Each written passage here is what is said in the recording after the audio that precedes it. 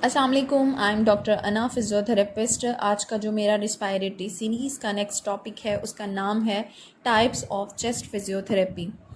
Chest physio के types बताना इसलिए ज़रूरी था कि जब भी हम आईसीयू में जाते हैं तो उस वक्त हमें समराइज़ करना बहुत ज़्यादा मुश्किल हो जाता है कि कौन सी टेक्निक हम इस जगह पे इस्तेमाल करें और एक्टिव करवाएं, पैसिव करवाएं, या कौन सी जो है चीज़ें अभी हम लगा सकते हैं या कौन सी चीज़ें रिकमेंडेशन में यूज़ कर सकते हैं। तो ये एक समराइज़ किया है कि जब भी आप किसी पेशेंट के पास जाते हैं चेस्ट फिजियोथेरेपी करने तो हम ये चीज़ें यूज़ कर सकते हैं।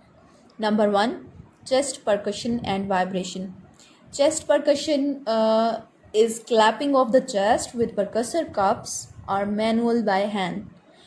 यहाँ दो किस्म की परकशन बताई गई है। सबसे पहले कि हम एक परकसर यूज़ करते हैं जिसे हम मैकेनिकल परकसर भी कहते हैं। मैकेनिकल परकसर को हमने स्विच के ज़रिए लगाया, इंटेंसिटी सेट की और हमने एवरी लोब के ऊपर पेशेंट के लगाया, ठीक है। और उसके बाद जो है सेकंड हम मैनुअली भी परफॉर्म करते हैं जो कि बाय हैंड यूज़ किया जाता है और हम पेशेंट पे कर सकते हैं। तो ये दो तरह से हम परकशन दे सकते हैं। परकशन का ये फ़ायदा होता है कि डिसलॉच होगा, स्पूटम जब एक नहीं वहाँ से डिसलॉच नहीं हो पा रहा हमारे लोब में, डिफरेंट जो हमारे लोब हैं तो उसमें नहीं हो पा रहा, तो हम परकशन के थ्रू वो वहाँ से डिसलॉच कर सकते हैं। वाइब्रेशन क्या करती है? वाइब्रेशन लूजन करती है एक तो हमारे म्यूकस को, और उसको ट्रैवल करने में मदद देती है कि लोब से ट्रैवल होके वो ट्रैकिया तक जाए और वहाँ से कफ आउट हो जाए। देन हमारे पास आता है कंट्रोल कफिंग टेक्निक। तो कंट्रोल कफिंग टेक्निक में हम क्या करते हैं कि हम जेंटली कफ को इन्वॉल्व करेंगे और थोड़ी देर के लिए वहाँ पे कंट्रोल करेंगे। कंट्रोल करने के बाद स्लाइटली अपने माउथ को ओपन करके हम रिलीज़ कर देंगे। तो इससे भी ये फ़ायदा होता है कि हमारा ट्रैकिया थोड़ा सा इरिटेट होता है। इरिटेट होने की वजह से वहाँ पे प्रेशर बढ़ता है और प्रेशर बढ़ने की वजह से वो पूरी जो सिक्रीशन होती हैं वहाँ पे आके जमा हो जाती हैं और फोर्सफुली जो है वो लोब से हमारे ट्रैकिया तक आती हैं। तो फिर उसके बाद आता है deep breathing exercise. Deep breathing exercise is very necessary for all exercises.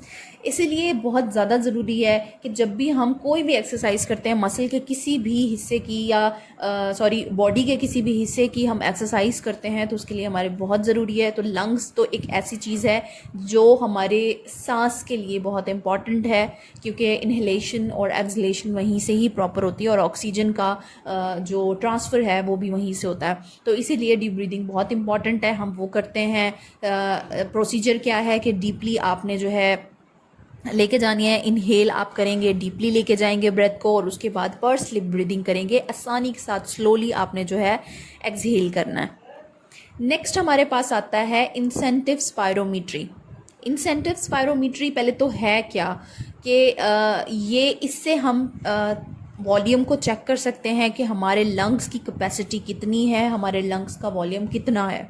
तो हम ये चेक भी कर सकते हैं और उसके साथ साथ हम ट्रीटमेंट में भी ये बहुत इम्पॉर्टेंट रोल अदा करता है कि जब भी हम किसी भी कोई ऑपरेशन हुआ है या कोई भी ऐसा पेशेंट है, कैबिज का पेशेंट है या कोई भी पेशेंट है जो लंग्स के प्रॉब्लम के साथ है, तो हम लंग्स की कैपेसिटी को बढ़ाने के लिए भी ये स्पायरोमीट्री करवा रहे होते हैं पेशेंट को। It involve healing through a tube to raise a ball in a sealed chamber. तो ये क्या है कि एक जो चैम्बर है वो 3 चैम्बर बनाए गए हैं और चैम्बर के अंदर जो ये 3 बॉल्स नज़र आ रही हैं, तो जैसे ही हम इस ट्यूब के साथ हम सक करते हैं तो ये बॉल्स उठना शुरू हो जाती हैं, ठीक है। तो जैसे ही हम डीप ब्रीदिंग लेंगे, सक करेंगे, जैसे हम जूस पीते हैं, इसी तरीके से जब हम ये करते हैं तो ये बॉल्स उठना शुरू हो जाती हैं। जितने प्रेशर के साथ हम इनहेल करते हैं उतनी ही बॉल्स अप होती हैं।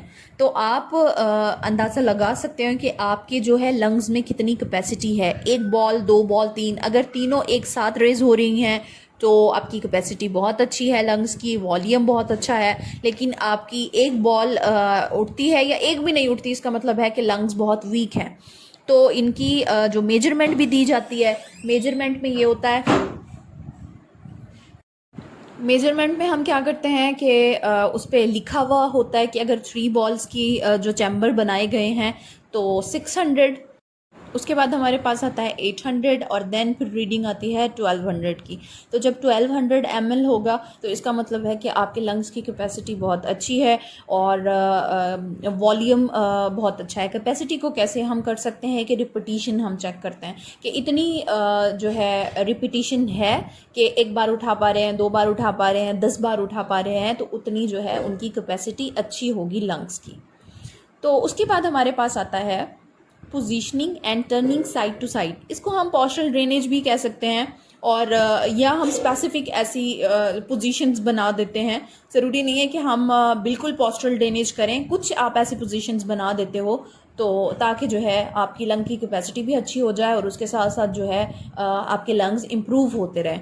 तो आप ज़्यादातर प्रोन पोजीशन बनाते हुए हैं ताकि जो है आपकी लंग की कैपेसिटी अच्छी हो और आपको प्रॉपरली जो है आपके लंग्स वर्क करते रहें। और बहुत सारी कंडीशन में ऐसे भी होता है कि एक साइड का लंग जो है कोलैप्स होता है, तो हम कोशिश ये करते हैं कि जिस साइड का लंग कोलैप है उसको हम ऊपर रखें, यानी कि अगर राइट साइड का है तो वो आप राइट साइड को अप कर दें और जो है लेफ़्ट साइड है उनको डाउन करें। ठीक है, तो ये वाली चीज़ें बहुत इंपॉर्टेंट हैं। उसके साथ साथ जो है 2-2 घंटे तक आप इसी तरीके से पोजीशन बना के रखें और उसके बाद उनको टर्न कर सकते हैं ताकि जो है ड्रेनेज सिक्रीशन की ड्रेनेज भी हो सके और उसके साथ साथ आपके लंग्स इम्प्रूव हो सकें। तो ये मेरी आज की वीडियो थी जो बहुत मैंने कंसाइज करने की कोशिश की है कि ताकि आप इतने से लेक्चर में समझ जाएं कि एक्चुअल के आपको किस तरीके से पेशेंट को ट्रीट करना है और कौन कौन से ऐसे मेथड्स हैं जिसके थ्रू जो है हम चेस्ट फिजियोथेरेपी कर सकते हैं। और मेनली इनको पैसिव चेस्ट फिजियोथेरेपी भी कहा जाता है, ज़्यादातर हम वार्ड्स में कर रहे होते हैं ताकि जो है आप आसानी के साथ जो है स्पूटम को वहाँ से निकाल सकें और अपने ट्रीटमेंट को बेहतर से बेहतर कर सकें और लंग्स को इम्प्रूव कर सकें। तो आई होप कि आपको मेरा ये टॉपिक अच्छा लगा होगा। तो आप मेरे चैनल को सब्सक्राइब करें, लाइक करें, शेयर करें। आपकी सपोर्ट चाहिए मुझे और इसके साथ साथ जो है इंशाल्लाह मैं नेक्स्ट टॉपिक के साथ फिर से हाजिर होंगी। तब तक के लिए अल्लाह हाफ़िज़।